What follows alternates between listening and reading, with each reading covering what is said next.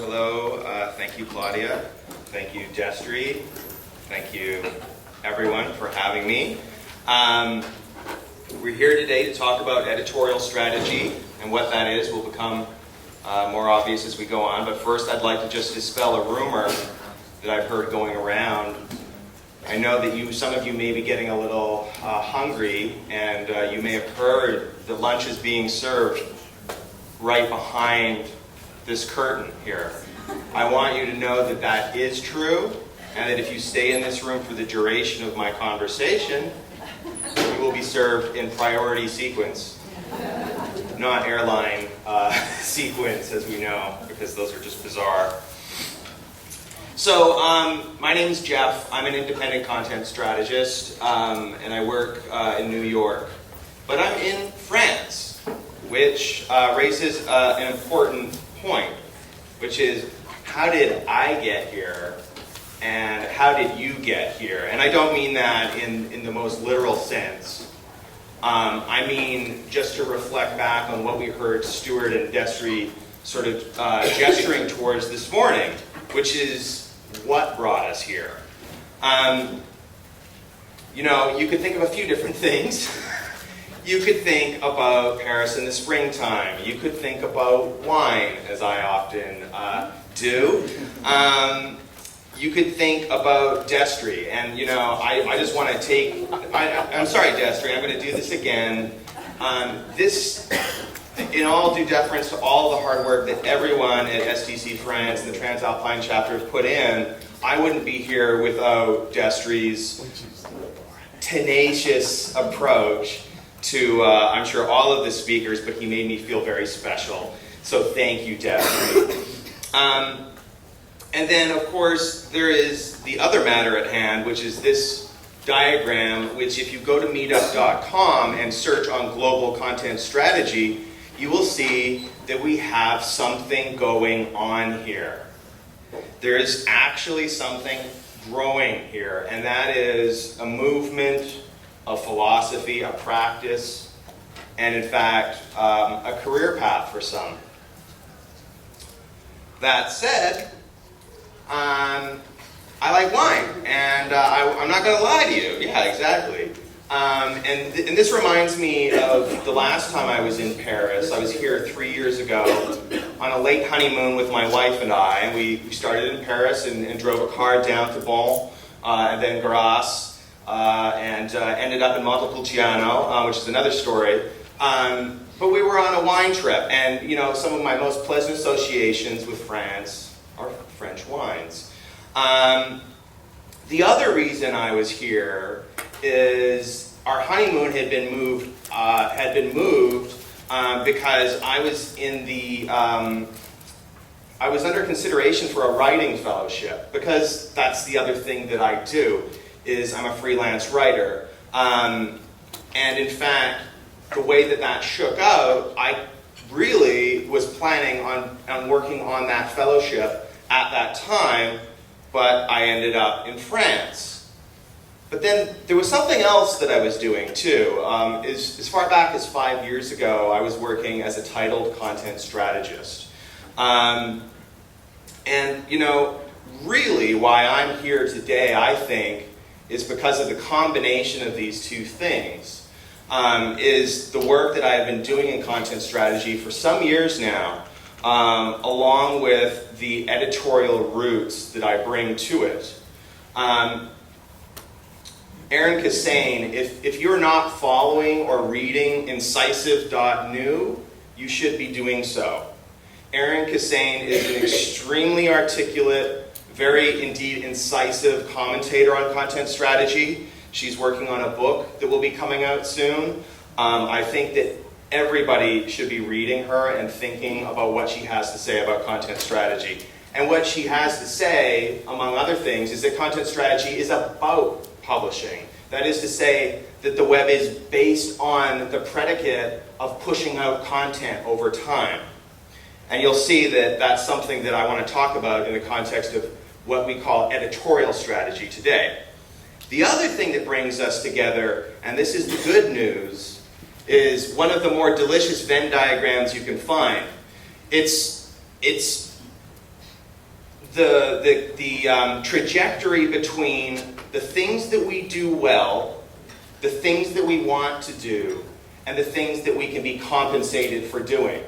And with content strategy, for myself, this is really represented in the very centermost quadrant, the hooray portion of the diagram. And I really want us to be thinking about that throughout today. I know I am, and I feel like a lot of us are living that point where we're all now convening on something that we can bring a lot of skill, passion, and expertise to, but also be compensated for.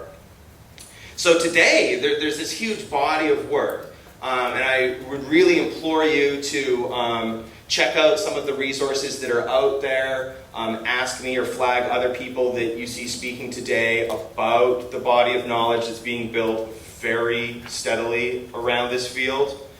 And then as for myself, just a bit more, is I formed the nameplate of Predicate as my practice to really put an imprint on how I see content strategy and how I want to practice it with my colleagues.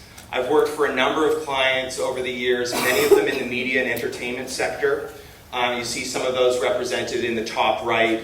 And in the bottom right is a number of the agencies, the interaction design agencies that I've worked for. Sometimes on standalone engagements, sometimes on retainer to help them develop in-house practice, and sometimes in conjunction. So, you're probably all dying to know, what is this thing? What is editorial strategy? If I could just have a quick show of hands, how many people here consider themselves technical writers? And that's not to say that you're only a technical writer, but how many would identify? Great. How many would consider themselves an editor? Venn diagram. Complete overlap. I think that's really apropos. Good. So this is something you see people talking about every once in a while, is what is editorial strategy? What is content strategy? What is the overlap? I think that you can make a very explicit argument for saying that editorial strategy can stand alone. You could be tasked with the job of creating a newsletter. Not an email newsletter. You could be tasked with creating a print newsletter. I don't know who would ask you to do this, or if they could pay you enough, but it can be done. And in that sense, that would be editorial strategy that does not necessarily drag in all of the lovely baggage of content strategy. But that's not how I want you to think about editorial strategy, because that's not the way the web works, and that's not the way things are headed. So for those of you that are interested in content strategy, I want you to be thinking about editorial strategy as a subset.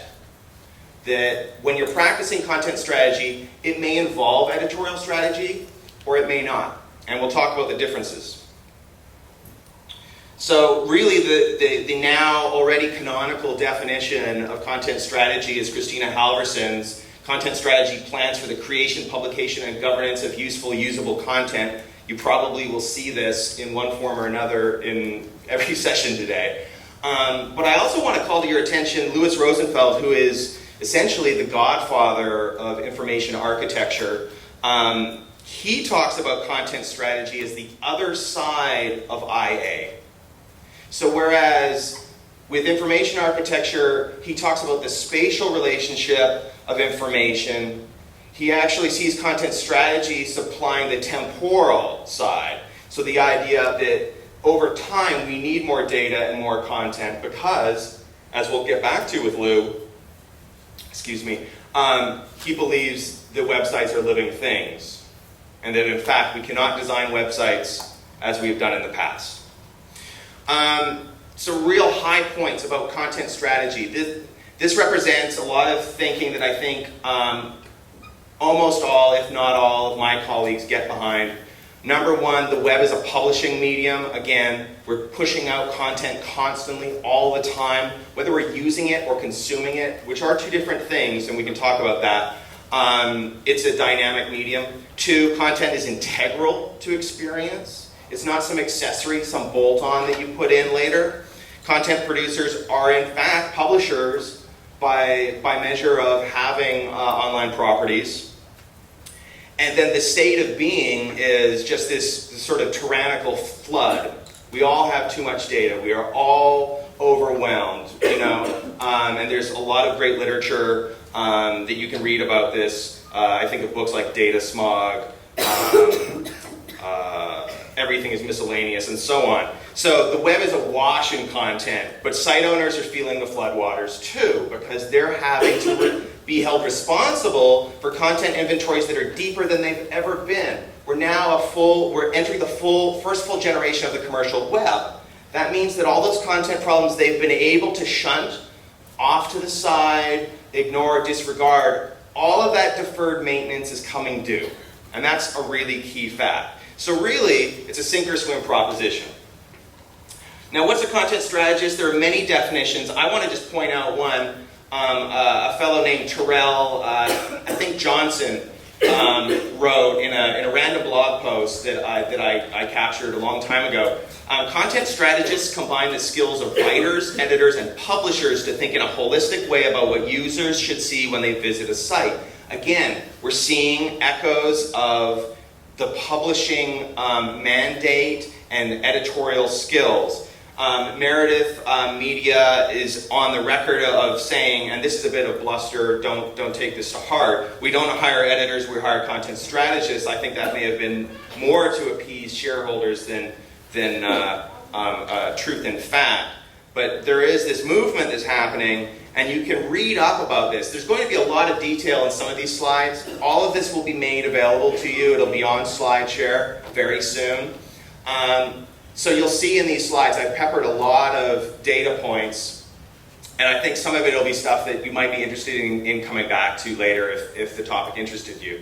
One of the people that you want to read is Adam Taplin. Adam works at Random House for Fedora's travel guides in the digital section. And he wrote what I thought was a really on-target message in the Google group for content strategy about what it means for a content strategist to be working in an editorial organization. And I think that it applies more widely than that, in fact. Can you just say his name again? Adam Taplin, Taplin. So what is editorial content? Editorial content, I want you to walk away thinking today, is ongoing content. It comes in predictable formats. It comes as an article. It comes as a podcast. But it's also curation, and it's the act of keeping your site current through active editorial voice. A really quick example is Slate magazine. When it started, I think 12 years ago, they started, and it's a great test bed if you ever want to talk about editorial strategy, for a lot of interesting features that they wrangled together for launch day. They started something called Today's Papers, which was simply one editor reading at this time it was facsimiles they were reading, of the Wall Street Journal, the New York Times, I think the International Herald Tribune, a few other papers, and then just boiling down to constituent bits what they thought the key takeaways were. So they were creating a digest. We all know digests. They've existed for a very long time. We're starting to see this, and now everyone talks about roundups on their links, on their blogs and so on. That's just a descendant, that sort of practice has been around editorially for a very long time. And we could go into much more detail about Slate, but in the interest of time and complexity, I'd rather not. So, editorial strategy, really want you to be thinking about product development. And I'll get back to that and why that's relevant. Why does this exist, the need for editorial strategy? Something I call the day two problem. And how? Well, content strategists are in the best position of all. Content strategists work really between the plumbing of online properties, so that is your content model, how your data is structured, what sort of affordances are in place for what sort of interactions dynamically, and then on the other end, for keeping the site on voice, keeping it to date, keeping it relevant to a certain subset of users, which is the product. So, just a bit more about the rationale. So what is this day two problem? The web design industry in North America is largely predicated around the selling of patches of blue sky. So if I came to Ken, and Ken owned a weed and feed company, and he put an RFP out there, and I responded to it, I would say, Ken, I will make you the Wikipedia of lawn care. It's not like, no, I'm going to give him a website. No, I'm going to give him this like amazing thing that may or may not be feasible. The point is, buried in all of this hyperbole is the promise of launch day and the promise of perhaps blowing the budget too, which is not to be disregarded as part of the economics of how some agencies work. Day two, the agency is gone. The website is in the organization. There is some aftercare, maybe, but maybe not. And I think that, if editorial content is ongoing content, editorial strategy is caring about that. It's about taking the organization seriously, both at the product level, the platform level, and the process level, or people.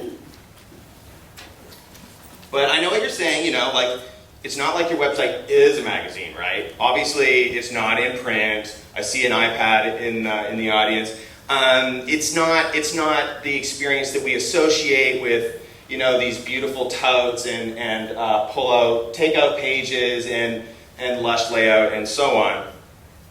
And yet, Jerry McGovern wants you to believe that getting better at publishing is the only way you're going to get better at content. Still, whatever, it's magazines, websites, they're different, Your website has to be new every day, or not, depending on how effective you're being with it. But I'm here to say that pretty much everything that I apply in content strategy, I learned from being a web editor. I learned from wrangling content, wrangling contributors, scheduling production, building out style guides. All of that continuity over time, that's editorial strategy, and that's a lot of what I have to offer. And I think that there's a good chance that some of you in this audience have the same skills and may have the same predilection to do work in this way. Now back to Lou Rosenfeld. Lou wrote a really interesting presentation a few years ago, I believe called Redesign Must Die, yes.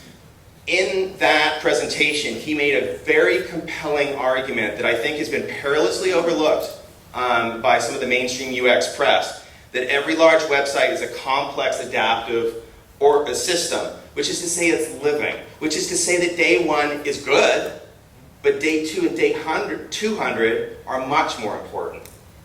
So it's not just content strategists that are telling you this. It's not just me that's telling you this. It's other UX, user experience design professionals.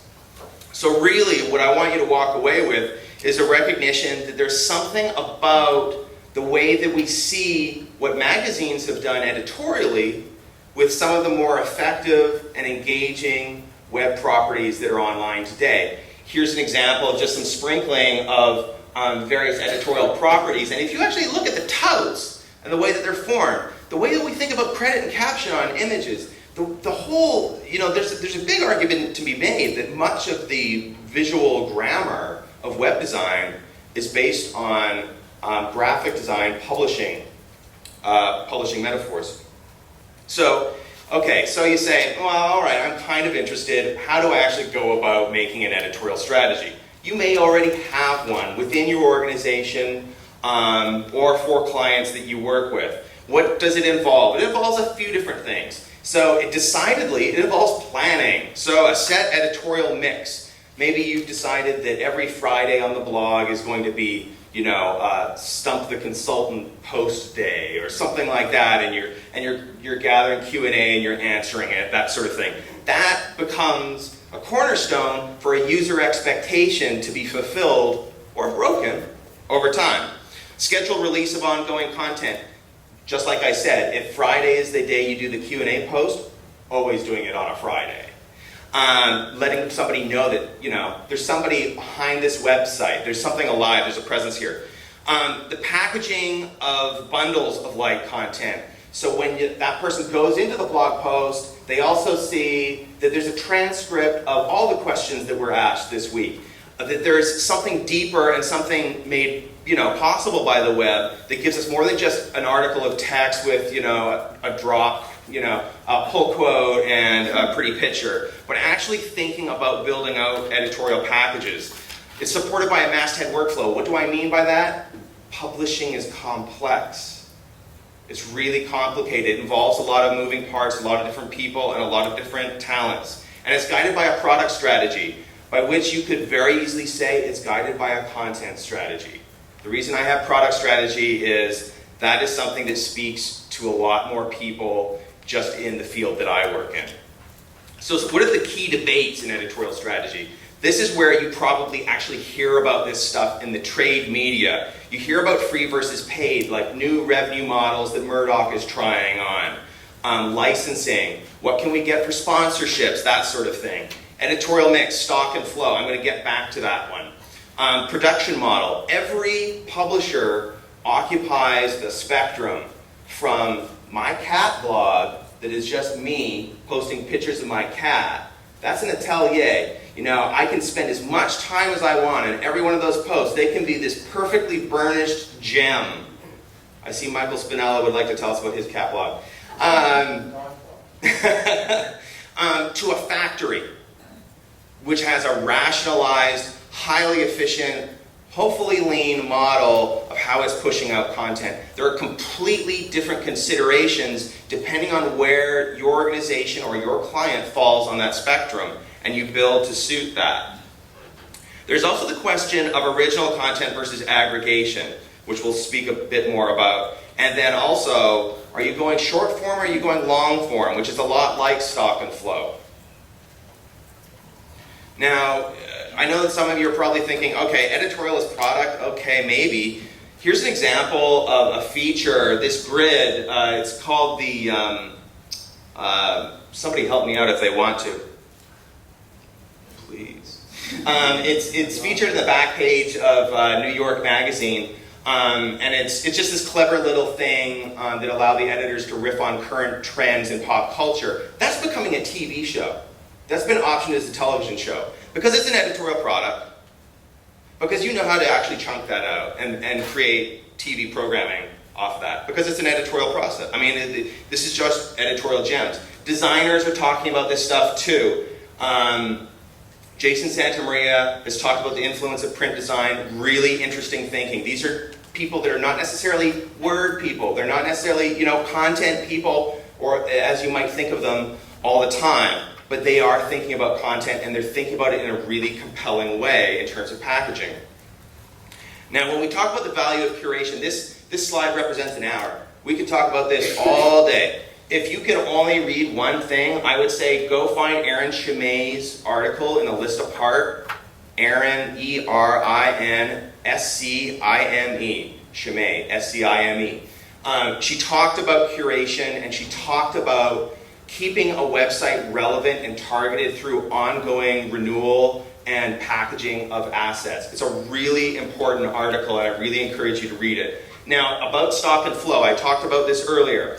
Robin Sloan has this economics argument that he says, and apparently these are going terms in economics, that you have flow assets and you have stock assets. Stock is the durable stuff. It's the stuff that people come back for. They know it's going to be part of your editorial calendar. The flow is the feed. It's what keeps the site alive. So it's like the Twitter account that also gets pushed onto your landing pages. It's part of the presence. It's part of what people understand as like, oh, well, if I actually write in, they're going to respond because there's actual presence on this site. You need both to really be playing curation effectively.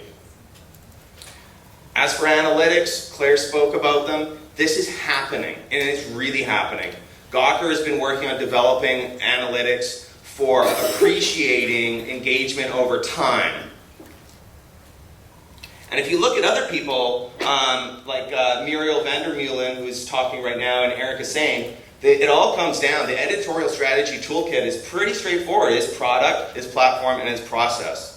So I'm going to show you, we're going to just run through this pretty quickly, how you can build an editorial strategy. So very simply, product, platform, process. What do we mean by that? We mean content, so a certain offering, a set of content that you offer up, publishing, so the mechanisms that support that in terms of infrastructure, and then the organization. At Predicate, in all engagements that I work on a 4-phase approach or methodology. When it comes to editorial strategy, it only occupies these 4 boxes. And in fact, very rarely engages me on the last one, which is content development, the actual production of content. So very quickly, what would a content strategy look like? And you could call it a product strategy. That will speak to a lot more, many more clients perhaps at this current date than content strategy. You're working out, you're rationalizing the understanding of how you're going to produce the content. It's all the classic stuff that content strategists talk about. What content am I producing? Who's producing it? How often? Why? How do we measure this? All that good stuff. So there's definitely lots of takeaways that you can see later. Style guide and editorial calendar. So the style guide is really the continuity of everything, making sure that you've got really smart governance. This aids and abets metadata. This helps your keyword analysis. So don't think that this is some, writer thing to have a style guide. It's much, much more than that. Editorial calendar, this could be the killer app of content strategy if some people start doing it as it could possibly be done. Again, it's another conversation I could go on and on about. And you can see that some of that is in here. But you should never forget about content development regardless of whether you are responsible for it, because the operationalization of a web property is really critical. And it is the way that I think content strategists should be evaluated.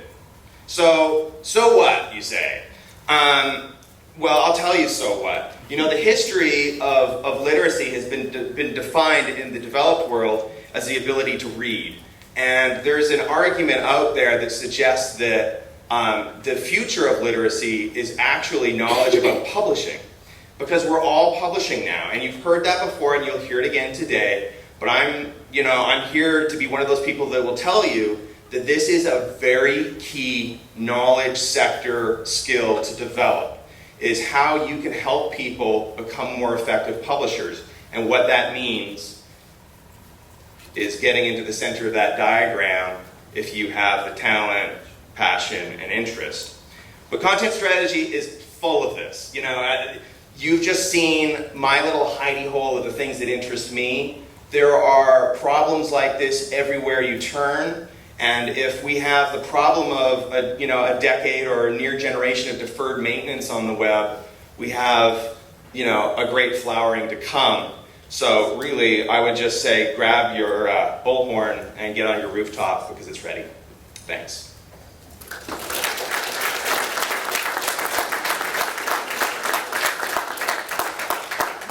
Any questions? Yes? So if you have an editorial strategist and a content strategist on your same team, where do you see the differentiation between the two? Well, this will sound like a dodge. It depends. But in all seriousness, maybe you could just expand a little bit on how you would, what kind of organization? Just paint me a picture. An enormous organization. Mm-hmm. Content strategists on the team. We have product people and we have merchandising people. Merchandising people will have editorial people. Product people will have content people. And sometimes they overlap. Yep. Well, I would say that the most important prerequisite is that the content strategist or strategist and the editorial strategist or strategist be in lockstep. That's the most important thing there, is that they have some kernel that they're sharing things very seamlessly. The other thing, and the reason for that really, is that you need to be working across the organization, both as a content strategist or an editorial strategist, because something like the metadata standards of the content model, they need to be upheld across the offering, regardless of Whether, oh, well, marketing doesn't have a newsletter, we don't need to worry about that. No. Like we're talking about findability of data. We're talking about some business critical, stuff here. And the editorial strategist, I would just say that historically, if you had those two parties coming forward, I think the editorial strategist might get short shrift and considered as somebody who's like, oh, that's Gary. He does the tweeting or something like that. But again, I don't call myself an editorial strategist. I don't actually call it out as a title. I'm a content strategist who can do editorial strategy. Maybe that's helpful. Other questions?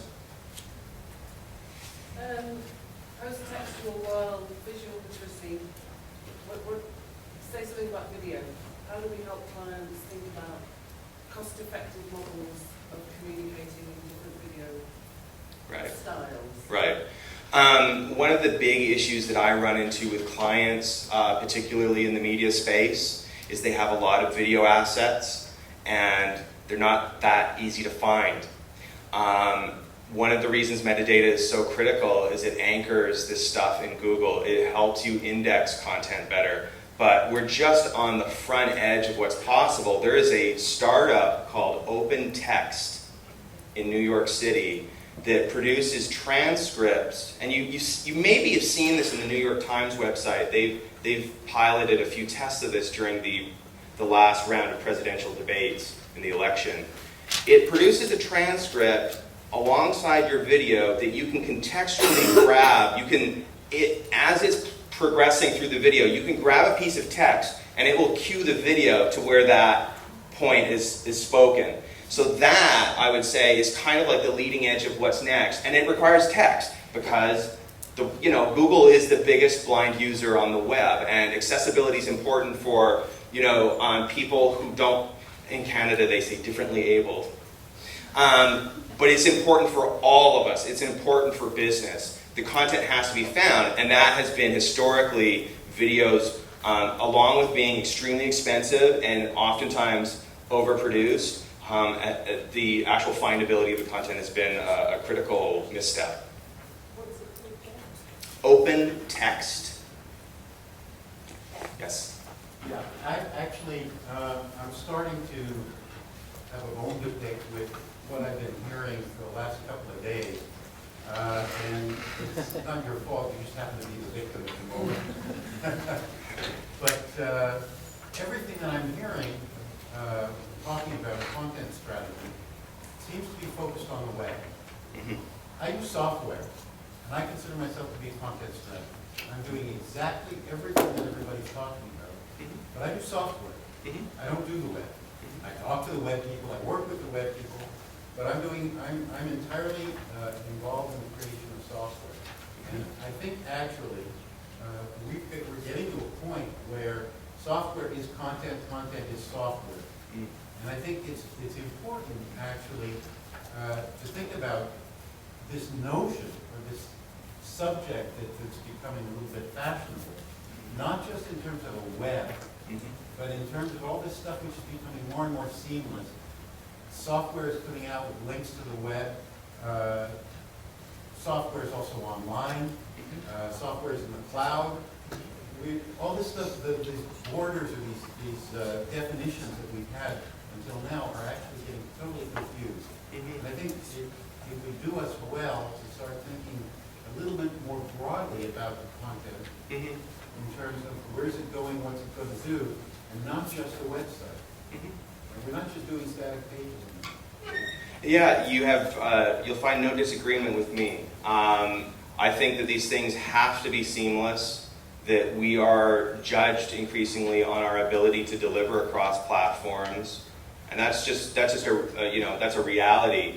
If there's anything specific that you've heard, I'd be curious if you wanted to tease that out a little further. But I think that this stuff just works across the board. It doesn't matter. Information is information.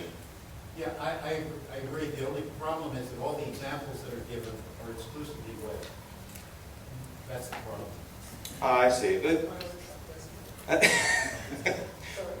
Rahel gently begs to differ. The piece that I would like to speak is just I speak from my own professional context. Other thoughts? Great, thank you.